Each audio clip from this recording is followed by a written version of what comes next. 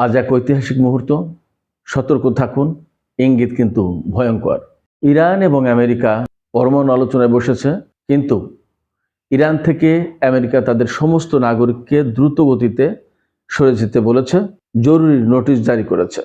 এপাশে ইরান গতকালকে তাদের আরও উন্নত ব্যালিস্টিক ক্ষেপণাস্ত্র ক্ষুদ্রম সাহার 4 এই ক্ষেপণাস্ত্র পরীক্ষা করেছে এবং ইরানের একজন সামরিক কর্মকর্তা, উচ্চ পর্যায়ের সামরিক কর্মকর্তা, তিনি বলেছেন যে আমেরিকা যদি আলোচনা বাদে যুদ্ধ চায় তাহলে তারা যেটা চায় তার জন্য ইরান প্রস্তুত। আরেকটা গুরুত্বপূর্ণ ইঙ্গিত হচ্ছে ইরানের পররাষ্ট্রমন্ত্রী আব্বাস আরাকচি ইরান থেকে রওনা হয়েছেন যখন ওমানে। তিনি কোথা থেকে গেছে জানেন? তিনি ইরানের তাবাস মরুভূমি থেকে ওমানের উদ্দেশ্যে রওনা দিয়েছেন। এবং আপনারা জানেন তাবাস মরুভূমি কিন্তু ইতিহাসের গুরুত্বপূর্ণ জায়গা। এটি এমন একটা জায়গা যা বিশেষ কিছু ইঙ্গিত বহন করে। আব্বাস আরাকচি রওনা হওয়ার আগেই বলেছেন তারা ওমান বৈঠকে যাচ্ছেন খোলা চোখ নিয়ে এবং এক অমোচনীয় স্মৃতি নিয়ে। এই অমোচনীয় স্মৃতি কি, সে বিষয়টা আমি আপনাদেরকে একদম ডিটেলস বলার চেষ্টা করব। এদিকে ইসরায়েলের প্রধানমন্ত্রী বেনিয়ামিন নেতানিয়াহু গতকালকে তার দেশের মন্ত্রিসভার সাথে জরুরি বৈঠক করেছেন। এই বৈঠক এমন সময় হলো যখন ইরান এবং আমেরিকা ওমানে নতুন করে পরমাণু আলোচনা শুরু করতে যাচ্ছে। ওই বৈঠকে নেতানিয়াহু বলেছেন ইরানের উপর এমন শর্ত আরোপ করা উচিত যে শর্তের কারণে ইরানের বর্তমান সরকারের পতন ঘটে। খেয়াল করুন তো সুপ্রিয় দর্শক, সামগ্রিক যে পরিস্থিতি, এই পরিস্থিতিতে এমনটি ভাবার যৌক্তিক কারণ আছে কি যে এই আলোচনা ব্যর্থ হবে এবং যুদ্ধ কি শুরু হতে যাচ্ছে, এমন কি কোনো ইঙ্গিত বহন করছে? আরেকটা তথ্য আমি আপনাদেরকে জানিয়ে রাখি, এই তথ্য দিয়েই আমরা বিস্তারিত আলোচনায় চলে যাব। সেটি হচ্ছে আমেরিকার সেন্ট্রাল কমান্ডের প্রধান, সেন্টকম যেটা, তার প্রধান অ্যাডমিরাল ব্র্যাড কুপার, তিনি এরই মধ্যে এই আলোচনায় যোগ দিতে ওমানে গেছেন। তার কিন্তু যাওয়ার কথা ছিল না। তিনি সেন্ট্রাল কমান্ড অর্থাৎ মার্কিন সামরিক বাহিনীর যে সেন্ট্রাল কমান্ড আছে, যেটা মিশর থেকে শুরু করে একেবারে কাজাকিস্তান পর্যন্ত, চীনের পাদদেশ পর্যন্ত এই অঞ্চলের কমান্ডের দায়িত্বে তিনি এই আলোচনায় গেছেন। এবং এটা প্রকাশিত খবরে না, মোটামুটিভাবে আল জাজিরায় এসছে একটা টুইটের বরাত দিয়ে। তো সুপ্রিয় দর্শক, চলুন আমরা বিস্তারিত আলোচনায় চলে যাই। ইসলামী প্রজাতন্ত্র ইরান এবং আমেরিকার মধ্যে আজকে কিছুক্ষণ আগে ওমানের রাজধানী মাস্কাটে বৈঠক শুরু হয়েছে। এই বৈঠকে আলোচনা হচ্ছে মূলত পরমাণু সংকট নিয়ে। ইরান বলছে এই বৈঠক শুধুই হতে হবে পরমাণু ইস্যুকে কেন্দ্র করে, অর্থাৎ পরমাণু ছাড়া এখানে কোনো আলোচনা করা যাবে না। আর আমেরিকা বলেছে যে পরমাণু কর্মসূচি বাতিল করতে হবে, ক্ষেপণাস্ত্র কর্মসূচি বাতিল করতে হবে, অথবা ইরানের সমস্ত ক্ষেপণাস্ত্রের রেঞ্জ এমন পাল্লায় আনতে হবে, এমন জায়গায় আনতে হবে যেখান থেকে মার্কিন ঘাঁটি বা ইসরায়েলে হামলা করা যাবে না। তারপরে আরো বেশ কয়েকটি শর্ত দিয়েছে তারা। তার ভেতরে একটা শর্ত হচ্ছে ইরানের মহাকাশ কর্মসূচি পরিচালনা করতে পারবে না, চীনে তারা এত বেশি তেল রপ্তানি করতে পারবে না, এবং আঞ্চলিক যে প্রক্সি ফোর্স রয়েছে তাদের সাথে ইরান কোনো সহযোগিতা বা সম্পর্ক রাখতে পারবে না। আমরা গতকালকের ভিডিওতে বলেছি যে এই শর্তগুলো আসলে ইরানের পক্ষে মানা সম্ভব না, বরং ইরান শুধুমাত্র এই আলোচনা করবে পরমাণু ইস্যুতে। এবং আমরা সর্বশেষ জানতে পেরেছি গতকাল প্রায় আলোচনার সম্ভাবনা একেবারে ভেঙে গিয়েছিল, কিন্তু শেষমেশ কোনো রকম ডিপ্লোম্যাটিক ইনিশিয়েটিভের কারণে, অর্থাৎ কূটনৈতিক উদ্যোগের কারণে এই আলোচনা হতে যাচ্ছে বা শুরু হয়েছে। তো এখন যে সমস্ত শর্ত দেওয়া হয়েছে এই সমস্ত শর্ত আসলে ইরান মানবে না। সেক্ষেত্রে আমরা আগেই বলেছি যে এই আলোচনা সফল হওয়ার সম্ভাবনা খুবই কম। যা হোক, এখন আমরা আজকের বিষয় নিয়ে কথা বলি। সেটি হচ্ছে আমেরিকা এবং ইরান যখন আলোচনায় বসেছে ওমানের রাজধানী মাস্কাটে, তখন আমেরিকা ইরানের যে সমস্ত মার্কিন নাগরিক রয়েছে তাদেরকে অসম্ভব দ্রুত গতিতে ইরান থেকে চলে যাওয়ার নির্দেশ দিয়েছে। নোটিশে এমন কথাও বলা হয়েছে যারা দ্রুত ইরান থেকে বের হতে পারছে না তারা যেন খাদ্য, ওষুধপত্র এবং জরুরি প্রয়োজনীয় জিনিস, পানি, এগুলো সাথে রাখে। তার মানে কি? তাহলে কি এখনই বা আজকেই বা যে কোনো মুহূর্তে কি ইরানের উপর হামলা চালাতে পারে আমেরিকা? নাকি শুধুই মাত্র এটা ইরানের উপরে সাইকোলজিক্যাল একটা প্রেশার, অর্থাৎ মনস্তাত্ত্বিক একটা চাপ দিয়ে, মানসিক চাপ সৃষ্টি করে এই চুক্তি করতে বা আলোচনায় তারা যে সমস্ত শর্ত দিচ্ছে সেই শর্তগুলো মেনে আলোচনা সম্পন্ন করতে চাইছে। এটা তাদের আসলে কোন কৌশল আমরা ঠিক পরিষ্কার না, কিন্তু এই মুহূর্তে ডেফিনেটলি কথা বলা যাবে যে ইরান এবং আমেরিকায় ইতিহাসের একটা মারাত্মক সন্ধিক্ষণে রয়েছে এবং এখান থেকে যে কোনো মুহূর্তে যে কোনো কিছু ঘটে যেতে পারে। আমেরিকার এই সমস্ত মানসিকতা ইরান মোটামুটি কম বেশি বুঝে ফেলেছে, যার কারণে গতকাল আমি আগেই বলেছি যে গতকাল আলোচনা প্রায় ভেঙে যাওয়ার অবস্থায় ছিল। এইরকম একটা প্রেক্ষাপটে ইরান তাদের খুররম শাহর 4 এই সিরিজের বা এই মডেলের ক্ষেপণাস্ত্রের উন্নত সংস্করণ টেস্ট করেছে এবং সেটা সাকসেস। এই ক্ষেপণাস্ত্র 2000 কিলোমিটার দূরের লক্ষ্যবস্তুতে আঘাত আনতে পারে এবং এটা হাইপারসনিক ক্ষেপণাস্ত্র, সম্ভবত শব্দের চেয়ে 15 গুণ বা 16 গুণ দ্রুত গতিতে এটা ছুটতে পারে।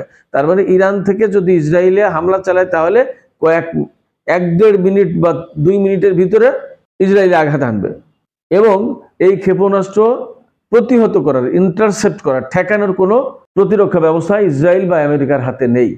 এটা হচ্ছে সবচেয়ে তাদের জন্য ভয়ঙ্কর দিক। গতকাল ইরানের একজন সামরিক কর্মকর্তা এই প্রেক্ষাপটে বলেছেন যে আমেরিকা যদি যুদ্ধ করতে চায় তাহলে ইরান কিন্তু প্রস্তুত, আলোচনা করলে আলোচনা, যুদ্ধ করতে চাইলে যুদ্ধ, তারা যদি যুদ্ধ চায় ইরান তার জন্য প্রস্তুত। ওপাশে ইসরায়েলের প্রধানমন্ত্রী বেনিয়ামিন নেতানিয়াহু যে গতকালকে ক্যাবিনেট মিটিংয়ে বসেছিলেন সেখানকার আলোচনার কোনো বিষয়ে তারা কোনো স্টেটমেন্ট বা বিবৃতি দেয়নি এবং ইসরায়েলের মিডিয়াগুলোতে খুব একটা খবর নেই, শুধু চ্যানেল 12 এই মিডিয়াতে মোটামুটি কিছু কিছু খবর এসছে যেখানে বলা হয়েছে যে নেতানিয়াহু আমেরিকার প্রতি এমন আহ্বান জানিয়েছেন যে আমেরিকা যেন এই আলোচনায় ইরানকে এমন কিছু শর্ত দেয় যে শর্ত ইরানের পক্ষে পূরণ করা সম্ভব না এবং ইরানের বর্তমান সরকারের পতন ঘটে যায়। ইসরায়েল বেসিক্যালি চাইছে ইরানের সরকার পরিবর্তন এবং আমেরিকাও তাই চাইছে। এই পরমাণু আলোচনা, ক্ষেপণাস্ত্র আলোচনা এগুলো শুধুমাত্র অজুহাত, অবশ্যই এগুলো তারা ধ্বংস করতে চায়, কিন্তু এইগুলোকে উপলক্ষ করে ইরানের উপর চাপ সৃষ্টি করে ইরানের ভেতরে একটা কেওয়াস সৃষ্টি করে এবং ইরানের সাথে যুদ্ধ করে পরিবর্তন করে ফেলা। কিন্তু ইরানের যে মনোভাব আমরা দেখছি তাতে ইরান পরিপূর্ণভাবে প্রস্তুত, তাতে কোনো সন্দেহ নেই। আমরা এরই মধ্যে খবর পেয়েছি যে ইরানের পররাষ্ট্রমন্ত্রী আব্বাস আরাকচি প্রথমে ওমানের পররাষ্ট্রমন্ত্রীর সাথে বৈঠক করেছেন, তারপরে উনি যে মেসেজ দিয়েছেন ওমানের পররাষ্ট্রমন্ত্রীকে, আব্বাস আরাকচি যে মেসেজ দিয়েছেন সেই মেসেজ কনভে করবে, সেই মেসেজ মার্কিন প্রতিনিধি দলের প্রধান উইটকপকে পৌঁছে দেবে। উইটকপ মার্কিন সেন্টকমের প্রধান অ্যাডমিরাল ব্র্যাড কুপার বা জারেড কুস্টার বা আরো যে সমস্ত কর্মকর্তারা আছেন তারা ভেবেচিন্তে ওমানের মাধ্যমে ইরানকে জবাব দেবে, আবার ইরান তার এগেনস্টে কথা বলবে, এইভাবে বৈঠকটা চলবে। অর্থাৎ এটা ইনডাইরেক্ট বৈঠক। ইরান যেহেতু আমেরিকার সাথে কোনো সম্পর্ক রাখে না, কূটনৈতিক সম্পর্ক বা রাজনৈতিক কোনো সম্পর্ক রাখে না, সেই কারণে ইরান আমেরিকার সাথে সরাসরি বৈঠকে বসে না। এখন আব্বাস আরাকচি এখানে দুটো গুরুত্বপূর্ণ কথা বলেছেন, যে তিনি বলেছেন যে আমরা খোলা চোখ নিয়ে এই বৈঠকে বসছি এবং আমরা একটা অমোচনীয় স্মৃতি নিয়ে এই বৈঠকে বসছি। এই খোলা চোখ মানে কি? অর্থাৎ বৈঠকের আড়ালে যদি আমেরিকা কোনো রকমের যুদ্ধ প্রস্তুতি নিয়ে ফেলতে চায় বা যুদ্ধ শুরু করে দিতে চায় তাহলে সেই বিষয়টা তারা সতর্কভাবে দৃষ্টি রাখছে, তারাও সেইভাবে প্রস্তুতি নেবে, তারাও সেইভাবে ব্যবস্থা নেবে। আর একটা জিনিস হচ্ছে যে অমোচনীয় স্মৃতি। অমোচনীয় স্মৃতিটা কি? অমোচনীয় স্মৃতিটা হচ্ছে এই, গত জুন মাসে 13ই জুন ইসরায়েল ইরানের উপর হামলা চালায়। 15ই জুন ইরান এবং আমেরিকার ভেতরে আলোচনা শুরুর কথা ছিল এবং সেই বৈঠক হওয়ার কথা ছিল এই ওমানের রাজধানী মাসকাটে, কিন্তু তার 2 দিন আগেই ইসরায়েল হামলা চালিয়ে ফেলে এবং হামলা শুরুর কিছুক্ষণের ভিতরে ডোনাল্ড ট্রাম্প তিনি পরিষ্কার বিবৃতি দিয়ে বলেছিলেন যে আমি এই হামলার নির্দেশ দিয়েছি, আমার অনুমতি নিয়ে ইসরায়েল হামলা শুরু করেছে। এবং পরবর্তীতে দেখা গেল যে আমেরিকাও ইরানের সাথে যুদ্ধে জড়িয়ে গেছে এবং ইরানের পরমাণু স্থাপনায় তারা বোমা হামলা চালিয়েছিল। এই যে আলোচনা শুরুর আগ মুহূর্তে আমেরিকার অনুমতি নিয়ে ইসরায়েল যুদ্ধ শুরু করলো, এটা ইরানের জন্য এক ধরনের অমোচনীয় এবং দুঃসহ স্মৃতি।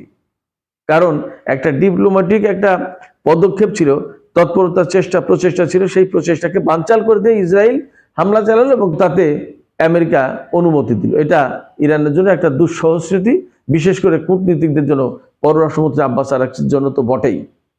আর একটা গুরুত্বপূর্ণ ইঙ্গিত এখানে আছে। গুরুত্বপূর্ণ ইঙ্গিত হচ্ছে যে আব্বাস আরাগচি ইরানের তাবাস মরুভূমি থেকে ওমানের উদ্দেশ্যে রওনা দিয়েছেন। তাবাস মরুভূমি হচ্ছে ইরানের দক্ষিণাঞ্চলীয় একটা মরুভূমি, যেখানে ইরানের একটা বিমানবন্দর আছে। এখান থেকে রওনা হওয়ার বিষয়ে যে ইঙ্গিত পাওয়া যাচ্ছে বা যেটা ইঙ্গিত দিতে চেয়েছেন বলে বিশ্লেষকরা মনে করছেন, আমিও তেমনটি মনে করছি, সেটি হচ্ছে যে ইরানে ইসলামী বিপ্লব সফল হওয়ার পর কিছুদিন পরেই মার্কিন দূতাবাস ইরানের ইউনিভার্সিটির ছাত্ররা, শিক্ষার্থীরা দখল করে নেয় এবং সেখানে 52 জন ব্যক্তিকে জিম্মি করে। আমেরিকার কূটনীতিক বা তাদের দূতাবাসের স্টাফ তাদেরকে মোট 52 জনকে জিম্মি করে। আমেরিকার নানান প্রচেষ্টা চালিয়ে এটা যখন তাদেরকে মুক্ত করতে ব্যর্থ হয়, তখন 1980 সালের, অর্থাৎ এই জিম্মি নাটকের এদেরকে বন্দি করার বা আটক করার 15 মাস পরে 1980 সালের 24 এপ্রিল রাতে আমেরিকা পারস্য উপসাগর থেকে ইরানের বিরুদ্ধে সামরিক অভিযান চালানোর পরিকল্পনা করে এবং সেই পরিকল্পনা বাস্তবায়ন করার জন্য তারা ইরানের ভিতরে ঢুকে পড়ে। কিন্তু এই তাবাস মরুভূমিতে যাওয়ার পরে আমেরিকার হেলিকপ্টার, গানশিপ এগুলো বেশ কয়েকটা ধ্বংস হয়ে যায় এবং একটা হেলিকপ্টারের সাথে একটা C-130 হারকিউলিস পরিবহন বিমানের সংঘর্ষ হয়ে দুটোই ধ্বংস হয় এবং সেখানে মোটরসাইকেল, বিভিন্ন ধরনের গাড়ি, দ্রুত গতির গাড়ি, মোটরসাইকেল এগুলো পড়ে থাকতে দেখা যায় এবং 8 জন সেনা মারা যায়। এই অভিযানে অংশ নিয়েছিল আমেরিকার সেনাবাহিনী, বিমান বাহিনী, নৌবাহিনী এবং মেরিন কমান্ডোরা। তো এই যে আমেরিকার পক্ষ থেকে একটা অভিযান চালাতে গিয়েছিল ইরানের বিরুদ্ধে, কথা ছিল বা এরকম শোনা যায় যে তাদের প্ল্যান ছিল যে তেহরানকে ওই দিন মাটির সাথে মিশিয়ে দেবে, দিয়ে মার্কিন কূটনীতিকদের বা জিম্মি যারা আছে তাদেরকে উদ্ধার করে নিয়ে তেহরানকে মাটির সাথে মিশিয়ে দিয়ে চলে যাবে আমেরিকা। কিন্তু আল্লাহর কি একটা বিশেষ কুদরত যে তাবাস মরুভূমিতে আমেরিকার সেই অভিযান একেবারে ধ্বংস হয়ে গিয়েছিল। বলা হয় যে ধূলি ঝড়ের ভিতরে ধ্বংস হয়েছিল। তো যেভাবেই হোক না কেন ধ্বংস হয়ে গিয়েছিল এবং সেই অভিযান ব্যর্থ হয়। তো এই যে তাবাস মরুভূমি আমেরিকার ব্যর্থতার একটা প্রতীক হয়ে আছে, সেই জায়গা থেকে ইরানের পররাষ্ট্রমন্ত্রী ওমানের পরমাণু আলোচনায় যোগ দিতে রওনা হয়েছেন। তার মানে আমেরিকাকে এই ইঙ্গিত দিলেন যে তোমরা যদি ইরানের বিরুদ্ধে কোনো সামরিক অভিযান বা যুদ্ধ শুরু করো তাহলে তোমাদের পরাজয় অত্যাসন্ন, অবশ্যম্ভাবী। তাবাস মরুভূমি থেকে রওনা দিয়ে তিনি হয়তো এই ইঙ্গিত দিয়েছেন। আর একটা বিষয় আমি একটু আলোচনা করি ছোট করে, তারপরে শেষ করব। সেটি হচ্ছে ইরান গতকালকে কেন ক্ষেপণাস্ত্র পরীক্ষা করলো। এটার একটা বড় কারণ হচ্ছে যে ইরানের উপরে শর্ত দিচ্ছে বারবার আমেরিকা, ইসরায়েল এবং ইউরোপীয় ইউনিয়ন বা অন্যান্য দেশ যে তাদের ক্ষেপণাস্ত্র কর্মসূচি থাকতে পারবে না। তো ক্ষেপণাস্ত্র কর্মসূচি থাকতে পারবে না এই কথা তো ইরান মানবেই না, বরং তারা যে একটা পাত্তাই দিচ্ছে না। এর জন্য গতকালকে তারা নতুন করে উন্নত ধরনের ব্যালিস্টিক ক্ষেপণাস্ত্র টেস্ট করলো, পরীক্ষা করলো এবং যার পাল্লা 2000 কিলোমিটার, ইসরায়েল পর্যন্ত তো অবশ্যই পৌঁছাতে পারবে এবং 1500 কেজি ওয়ারহেড বহন করতে পারবে। 1500 কেজি মানে 1.5 টন, 1.5 টন মানে প্রায় 37.5 মন। একটা ক্ষেপণাস্ত্রের ওজন বা ওয়ারহেডের ওজন যদি 37.5 মন হয় আর সেটা যদি বিস্ফোরণ হয় তাহলে কি ধরনের একটা ভয়ঙ্কর ধ্বংসযজ্ঞ শুরু করবে আপনি চিন্তা করে দেখেন। যার গতি 15 থেকে 16 ম্যাক, অর্থাৎ ইরান থেকে মাত্র 1.5 থেকে 2 মিনিটের ভিতরে ইসরায়েলে পৌঁছে যাবে। এটা কোনো ক্ষেপণাস্ত্র প্রতিরক্ষা ব্যবস্থা আটকাতে পারবে না। তাহলে ইসরায়েলের কি অবস্থা হবে? বা আমেরিকা, ইসরায়েল কারোর কথাকেই পাত্তা দিচ্ছে না ইরান, এটা হলো মূল মেসেজ এখানে। সেক্ষেত্রে যে পরিস্থিতি, তাতে আলোচনা সফল হওয়ার সম্ভাবনা খুবই কম। আমরা প্রত্যাশা করি আলোচনা সফল হোক, কূটনৈতিক উদ্যোগ সফল হোক এবং শান্তি প্রতিষ্ঠা হোক। দুই দেশের ভেতরে চলমান যে উত্তেজনা সেটা নস্যাৎ হোক, বরং শান্তিতে পরিপূর্ণ হোক। কিন্তু আসলে পরিস্থিতি সেদিকে যাবে কিনা তা নিয়ে বলা আসলেই কঠিন। দর্শক, আপনারা সবাই চোখ রাখুন কি হতে যাচ্ছে। টক উইথ সিরাজ এই চ্যানেলে নজর রাখুন। আশা করছি জরুরি যে কোনো পরিস্থিতিতে আমি আপনাদের সামনে উপস্থিত হব এবং তাৎক্ষণিকভাবে তথ্য জানানোর চেষ্টা করব। আপনারা সবাই ভালো থাকুন। আর এই আলোচনা ভালো লাগলে লাইক, কমেন্ট, শেয়ার করুন প্লিজ। আর চ্যানেলটি সাবস্ক্রাইব করুন। আপনাদের সবাইকে অসংখ্য ধন্যবাদ। আসসালামু আলাইকুম। আল্লাহ হাফেজ।